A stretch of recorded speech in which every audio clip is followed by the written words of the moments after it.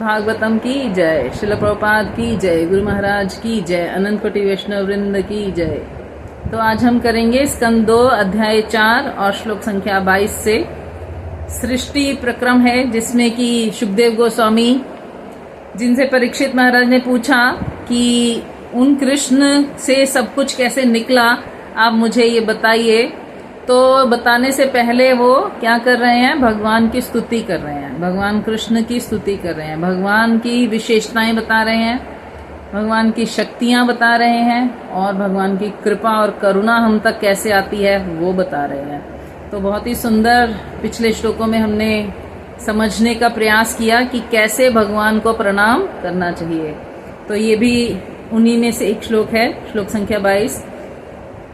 प्रचोदितायेन पुरा सरस्वती वितन्वता जस्य सतीं स्मृति हृदि स्वलक्षणा प्रादुर्भूत किलास्य यतः स मे ऋषिनाम ऋषभ प्रसीदताम्। जिन्होंने सर्जन के प्रारंभ में ब्रह्मा के हृदय में शक्तिशाली ज्ञान का विस्तार किया और सृष्टि तथा अपने विषय में पूर्ण ज्ञान की प्रेरणा दी और जो ब्रह्मा के मुख से प्रकट हुए प्रतीत हुए, वे भगवान मुझ पर प्रसन्न हो। तो एक्चुअली भगवान कौन है? जिन्होंने ब्रह्मा जी को पूरा ज्ञान दिया। और प्रतीत कैसे होते हैं कि ये ब्रह्मा के मुख से प्रकट हो गए, ब्रह्मा की नासिका से प्रकट हो गए, ब्रह्मा के मस्तिष्क से प्रकट हो गए, ब्रह्मा के किसी किसी अंग से प्रकट हो गए।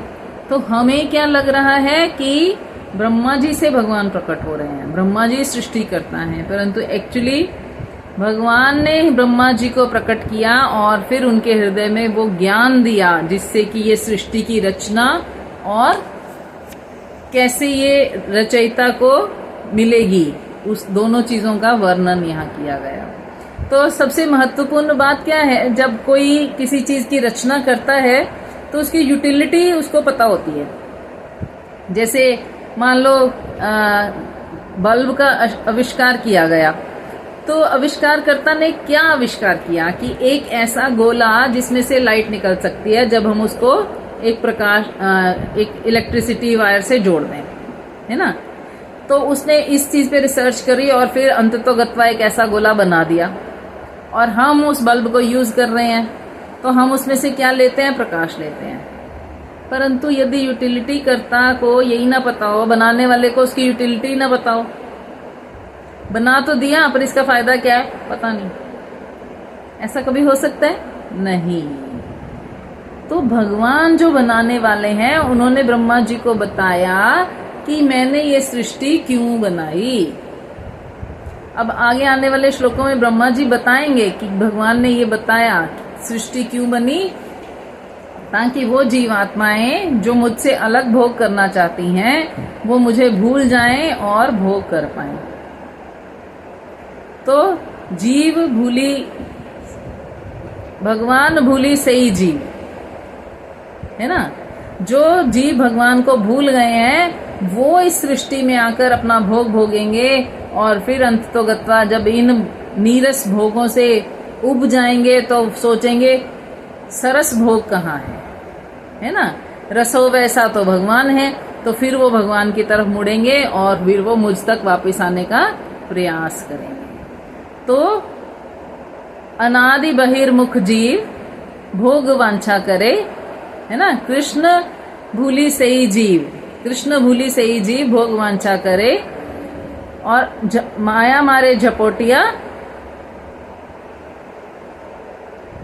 तो उसको माया क्या करती है? झापड़ मारती है, यानी उसको माया उस भोग में आनंद के साथ साथ दुख देती है। तो माया मारे झपटिया, झपटिया मतलब माया एकदम से, जैसे कोई जीव भोग की इच्छा करता है और भोगने की प्रयास करता है तो माया उसको क्या करती है? डांटती है। माया उसको दुख देती है कि अरे भगवान से विलग होकर क्यों भोग भोग रहा है, इसका भोग का अंत क्या होगा? दुख होगा। तो माया क्या चाहती है कि जीव भगवान के साथ जाकर उनकी सेवा करके भोग भोगे, इसीलिए वो दुखी करती है कि अकेले भोग भोगोगे दुख ही मिलेगा। तो ये ब्रह्मा जी ने ब्रह्मा जी को उन्होंने सृष्टि का विस्तार कैसे करना है और अपने विषय में पूर्ण ज्ञान दिया। किसने? कृष्ण ने। जब ये सृष्टि की रचना शुरू की, उन कृष्ण को, वो कृष्ण मुझ पर प्रसन्न हो जाएं। क्यों? हम क्या चाहते हैं? सृष्टि का ज्ञान चाहते हैं। वो देने वाला कौन है? भगवान। यदि देने वाला प्रसन्न होगा तभी तो वो वस्तु की प्राप्ति हम कर सकते हैं। यदि देने वाला प्रसन्न ना हो तो क्या वस्तु प्राप्त हो सकती है? नहीं। एक माता पिता भी अपने बच्चों को कोई वस्तु तभी प्रदान करते हैं जब वो उस बच्चे से प्रसन्न होते हैं। यदि कोई बच्चा उनकी बात ना माने तो माता पिता क्या करते हैं? तुम्हारा ही था, पर जब तक तुम हमारी बात नहीं मानोगे तुम्हें नहीं मिलेगा। होता है ना? उत्तराधिकार से वंचित कर देते हैं, कभी कभी घर से निकाल देते हैं, कभी कभी सजा देते हैं। क्यों? क्या माता पिता उसमें प्रसन्न थे? नहीं। परंतु जब तक देने वाला प्रसन्न नहीं होगा तब तक वो दे नहीं पाएगा। इसीलिए भगवान मुझ पे प्रसन्न हो ताकि ये ज्ञान मैं प्राप्त कर सकूं। पहले हमारे हृदय में प्रकाशित होगा, फिर हम किसी और को दे सकते हैं। तो इसलिए ये क्या है? शब्द निष्णात है। तो शब्द का ज्ञान है, ये पढ़ने से नहीं आएगा, ये श्रवण करने से आएगा, सुनने से। हाँ, आप अपनी वाणी में भी सुनोगे तब भी आपको समझ आ सकता है। क्यों? श्रील प्रभुपाद ने ये जो लिखा है ना, जब हम इसको पढ़ते हैं, चाहे वाणी हमारी होती है पर उसमें जो दिव्यता है वो किसकी है? श्रील प्रभुपाद की है। इसीलिए श्रील प्रभुपाद की बुक्स के तात्पर्यों को बहुत अच्छे से पढ़ना चाहिए। तो श्लोक संख्या 23 में कहते हैं, भूते महद्भि इमा पुरो विभुर निर्माय शेते यतमुषु पुरुषः भुक्ते गुणान् षोडशात्मकः स अलंकृष्टः भगवान वचांसि में। ब्रह्मांड के भीतर लेटकर जो तत्वों से निर्मित शरीरों को प्राणमय बनाते हैं और जो अपने पुरुष अवतार में प्रत्येक जीव को भौतिक गुणों के 16 विभागों के अधीन करते हैं, जो जीव के जनक रूप हैं, वे पूर्ण पुरुषोत्तम भगवान मेरे प्रवचनों को अलंकृत करने के लिए प्रसन्न हो। तो क्यों प्रसन्न हो? पहले मुझे ये बात समझ आ जाए और फिर ये मैं अपनी वाणी से किसी को बोलकर बता सकूं। सुखदेव गोस्वामी कितनी सुंदर प्रार्थना करते हैं। वो ये नहीं कहते कि मैं तो ज्ञानी हूं भैया, मैंने तो अपने पिता से ज्ञान प्राप्त किया है, मुझे सब पता है। नहीं, वो कहते हैं वो भगवान जो ये ज्ञान देने वाले हैं वो प्रसन्न हो जाएं और वही मेरी वाणी पे विराजमान होकर ये ज्ञान तुम तक भेज दें। तो भगवान ही ये कर सकते हैं, हम केवल इंस्ट्रूमेंट बन सकते हैं। तो इंस्ट्रूमेंट बनने का अर्थ ही ये है कि हम भगवान के हो जाएं और ये सोचें कि हमारा यही हमारी सेवा है। तो श्रील प्रभुपाद बहुत सुंदर बात कहते हैं, वेदों में वर्णित सत्य है, ना तो संसारिक काल्पनिक सिद्धांत है, ना ही कपोल कल्पित कहानियां हैं, जैसा कि कम बुद्धि वाले लोग सोचते हैं। वेदों में कई कहानियों के माध्यम से चीजें समझाई गई हैं। जैसे अभी हम भागवतम में भी देखेंगे, आगे कथाओं के माध्यम से समझाया जाएगा। तो कथाओं के माध्यम से समझाने का अर्थ क्या है? वो कथा क्या कपोल कल्पित है? नहीं, वो कथाएं विभिन्न दिनों में ब्रह्मा जी के अलग अलग सृष्टियों में हो चुकी हैं। इसीलिए उस कथा का जो नतीजा निकला उसका हमें उदाहरण समझाया जाता है। जैसे पुरंजन का समझाया गया, आगे आने वाले चौथे स्कंद में पुरंजन कथा आएगी। वो बहुत सुंदर कथा है, पर वो क्या है? रूपक कथा है कि ऐसा सबके साथ होता है। और श्रील प्रभुपाद के तात्पर्य पढ़ने से पता चलता है हम ही पुरंजन है। आप सोचिए, वैसे लग रहा है कथा है, परंतु जब तात्पर्य पढ़ते हैं तो लगता है अरे ये नारद जी तो हमारी ही बात कर रहे हैं, हम ही हैं ऐसे, तो हम ही हैं ऐसे, हमने ये गलती करी है, हमने ये ऐसा करा है। तो इसका मतलब वेद कपोल कल्पित नहीं है और जो हम बोल रहे हैं वो भी भगवान की कृपा से, उनकी आज्ञा से, उनकी अनुमति से बोल रहे हैं। इसीलिए हमें सावधान रहना चाहिए। और यहाँ पे एक बहुत सुंदर बात कही है, षोडशात्मकः। कितने कितने भाग हैं और इनका जनक कौन है? 16 तत्व हैं जिनके जनक भगवान हैं, जो आत्मा को लेयर्स में दबा देते हैं। तो एक आचार्य बहुत सुंदर बात कहते हैं कि आपकी आत्मा के ऊपर 16 लेयर्स लगी हैं, मन बुद्धि अहंकार के ऊपर 16 लेयर्स लगी हैं। तो 16 लेयर्स को खत्म करने के लिए क्या एक शब्द काफी है? नहीं, क्या 2 शब्द काफी हैं? नहीं, तो 16 शब्द होंगे तो हर लेयर पे हर मंत्र का प्रभाव होगा। तो कितना सुंदर है कि कलयुग में हमें ये 16 अक्षरों वाला मंत्र मिला। हरे कृष्ण कृष्ण कृष्ण हरे हरे, हरे राम राम राम हरे हरे। कई लोग बोलते हैं ये तो बड़ा लंबा है, इसकी 16 माला तो बहुत देर में लगती है, हम तो राम राम की कर लेते हैं। तो राम राम आपकी 2 ही लेयर पे काम कर रहा है और हरे कृष्ण महामंत्र आपकी 16 लेयर्स पे काम कर रहा है। आपको इकट्ठी 16 की 16 ही भेदनी है, तभी तो आत्मा बाहर निकलेगी इस भौतिक जगत से। नहीं 2 लेयर भेदेंगी तो फिर 2 में ही आप फंस के रह जाओगे। तो इसीलिए बहुत सुंदर साइंटिफिक रीजन है हमारे पास 16 अक्षरों वाला इस मंत्र को जपने का, है ना। तो कहते हैं बुद्धिमान व्यक्ति यह स्पष्ट रूप से देख सकता है, चाहे कोई भी भौतिक सृष्टि हो, आध्यात्मिक स्पर्श के बिना वह सुंदरता के साथ वृद्धि नहीं कर पाती। जब तक कोई चीज चेतन में नहीं आएगी तब तक वो सुंदर नहीं होगी, वृद्धि नहीं कर पाएगी। जो जड़ चीजें हैं ना, जड़ चीजें क्या होती हैं, धीरे धीरे क्षय हो जाती हैं, फिर वो चेतन ही धीरे धीरे जड़ हो जाती हैं, तो रूप बदलती रहती हैं। परंतु वृद्धि और सुंदरता चेतन से आती है, वृद्धि और सुंदरता। अब देखो शरीर मिला हमें, जड़ शरीर है, परंतु उसमें आत्मा है तो वृद्धि कर रहा है। आत्मा निकल गई तो क्षय हो गया, समाप्त हो गया। तो इसलिए हमें ये समझना पड़ेगा कि वेदों की जो जानकारी है वो चेतन की जानकारी है, ये चेतन कैसे कार्य करता है। तो कहते हैं भगवान की कृपा की प्रार्थना करनी चाहिए कि हम जिस सत्य को प्रस्तुत कर रहे हैं उसे समझने में भगवान हमारी सहायता करें और उन लोगों की भी जिन्हें हम सुनाने जा रहे हैं। नमः तस्मै भगवते वासुदेवाय वेधसे पपुर ज्ञानमयं सौम्या यन्मुखाम्बुरुहासवम्।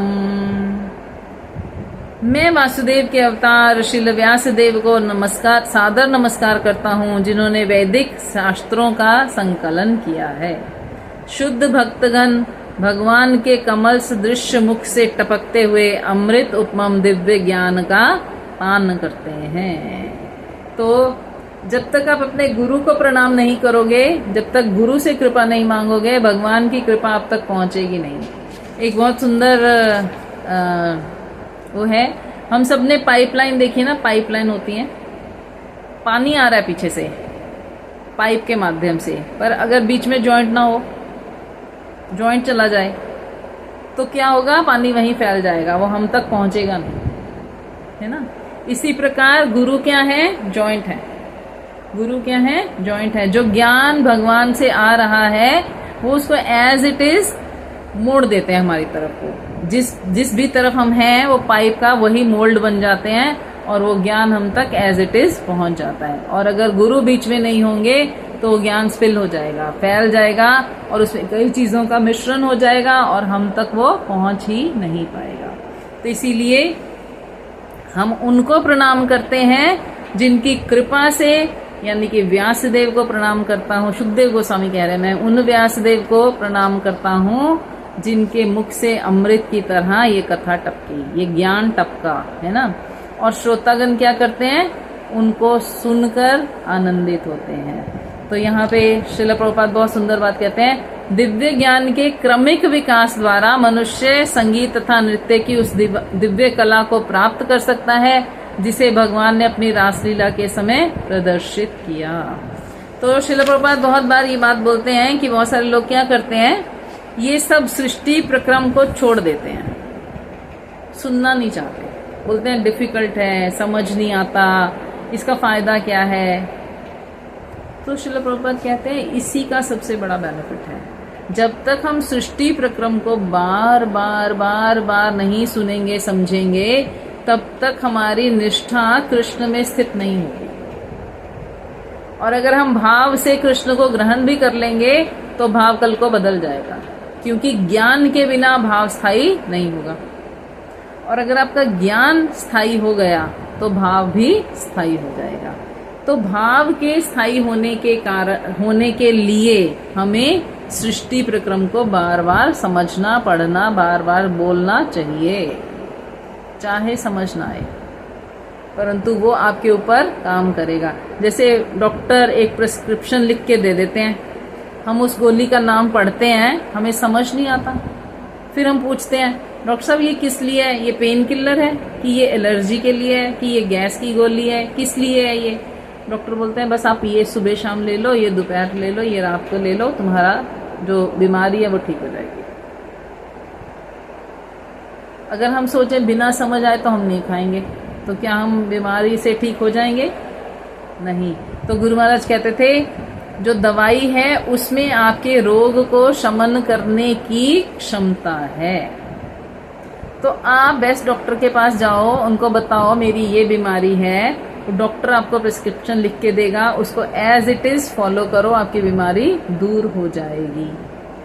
परंतु यदि आप ऐसा नहीं करोगे, मनमाना करोगे, तो आपकी बीमारी लंबे समय तक चलते चलते बिगड़ जाएगी और आपको बहुत कष्ट देती रहेगी।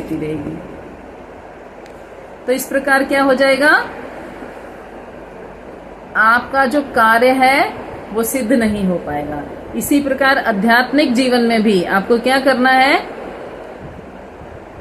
बेस्ट डॉक्टर ढूंढना है यानी गुरु, फिर उनसे प्रिस्क्रिप्शन लेनी है यानी दीक्षा, फिर वो जो दवाई देंगे यानी कि मंत्र, उसको ठीक से व्यवहार करना है, और जो नियम देंगे उनको ठीक से व्यवहार करना है। ये नहीं खाना, डॉक्टर परहेज बताते हैं ना, गला खराब है तो खट्टा मत खाना। तो इसी प्रकार गुरु महाराज बताते हैं भगवत धाम जाना है तो ये 4 पाप मत करना। तो प्रिस्क्रिप्शन को ठीक से फॉलो करने पर क्या होगा, हमारा भवरोग समाप्त हो जाएगा, गारंटी है। हम प्रैक्टिकल में देखते हैं। तो श्लोक संख्या 25 में कहते हैं एततेव आत्मभूराजन् नारदाया विपृच्छते वेदगर्भाभ्यधाता साक्षात् यदाह हरियात्मनः। ही राजन, नारद द्वारा पूछे जाने पर प्रथम जन्मा ब्रह्मा जी ने इस विषय में ठीक वही बात बतलाई जो भगवान ने अपने पुत्र ब्रह्मा से प्रत्यक्ष कही थी, जिन्हें जन्म से ही वैदिक ज्ञान धारण कराया गया था। तो हम क्या सोचते हैं कि जन्म जो है उसमें से, जन्म से कैसे कोई वैदिक ज्ञान को धारण कर सकता है?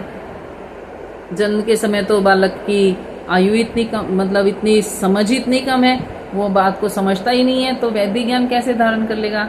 नहीं, ब्रह्मा जी का जन्म तो दिव्य है। वो ऐसा नहीं हुए कि कभी 1 दिन के थे, कभी 2 दिन के थे, कभी 3 दिन के थे, कभी चलना सीखे, कभी बोलना सीखे। ब्रह्मा जी जब प्रकट हुए तो ऐसे ही थे, चाहे उनकी आयु 1 दिन है, चाहे उनकी आयु 50 वर्ष है, वो ऐसे ही थे। उनका स्वरूप ऐसा ही था, उनकी बुद्धि ऐसी ही थी, उनका ज्ञान ऐसा ही था। इसीलिए भगवान ने प्रकट होते ही उनको आध्यात्मिक ज्ञान प्राप्त करवा दिया। तो आध्यात्मिक ज्ञान के लिए हमारे कोई आयु की लिमिट नहीं है। अब सोचो, नारद जी ने गर्भ में प्रहलाद महाराज को वैदिक ज्ञान प्रदान कर दिया, और प्रहलाद महाराज ने उसे याद रखा, और जब वो 5 साल के हुए तो वो अपने असुर मित्रों को वो ज्ञान प्रदान करते थे। इसी प्रकार अभिमन्यु को अर्जुन ने अनजाने में ही गर्भ में ही शिक्षा दे दी कि कैसे इस चक्रव्यूह को तोड़ते हैं, भेदते हैं, और कैसे इसमें युद्ध करते हैं। तो इसका अर्थ क्या है, ज्ञान के लिए हमें शरीर की नहीं, आत्मा की आवश्यकता है, बुद्धि की नहीं, आत्मा की आवश्यकता है। जो मन, बुद्धि, अहंकार है ना, वो तो शारीरिक ज्ञान के लिए आवश्यक है। जो आध्यात्मिक चीजें हैं उनके लिए आत्मा ही जागृत होनी चाहिए। वो ज्ञान आप पकड़ सकते हो, और फिर जब आवश्यकता पड़ेगी तो वो ज्ञान प्रकट हो जाएगा। जब आवश्यकता पड़ेगी तो ज्ञान प्रकट हो जाएगा। ये जो विचार है ना कि जब आवश्यकता पड़ेगी तब ये ज्ञान अवश्य प्रकट हो जाएगा, इसको पक्का करके रखना। जितना हमारा विश्वास होगा उतना ही ज्ञान का प्राकट्य होगा। क्यों ऐसा है? क्योंकि